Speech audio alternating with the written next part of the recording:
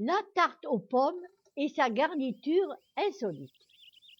Je vais vous narrer une histoire surprenante qui se déroule dans le Languedoc, aux alentours de Béziers, où Lise habite un petit mas ancestral, véritable havre de paix rempli de souvenirs. Dans le hall d'entrée, une horloge comtoise assiste depuis des décennies à la vie de la famille de Lise. Ce soir, elle doit recevoir des invités et, pour dessert, elle confectionne une tarte aux pommes. Pour sa décoration, elle dessine en bâtonnet chocolaté le cadran et les aiguilles de son horloge. L'habileté de Lise est remarquable. L'horloge semble se refléter dans la tarte. À la fin du repas, voici la fameuse tarte qui trône sur la table, entourée des nombreuses bouteilles vidées de leur précieux contenu. L'ambiance est joyeuse, enveloppée de la douceur des crépuscules printaniers de notre beau pays méditerranéen. Georges, toujours aussi bavard en historiettes croustillantes, s'arrête soudain. Son visage se fige, il devient pâle, il bredouille. Ah ça alors, je rêve. Il interpelle Lise.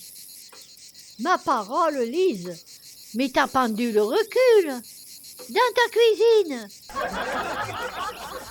Inutile d'imaginer l'ambiance euphorique chez les invités.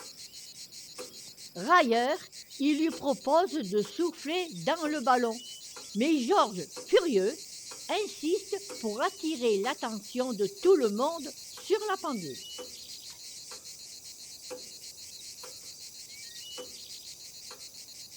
Puis, progressivement, le silence s'installe. Les hôtes ébahis fixent leur regard vers l'horloge qui continue à reculer vers 20 heures, puis vers 19h45, alors qu'en fait, il est 22 heures. Puis les invités, éméchés ou non, mais perplexes, rejoignent leur voiture. Lise, perturbée, prend une décision. Demain, j'irai à Béziers questionner l'horloger.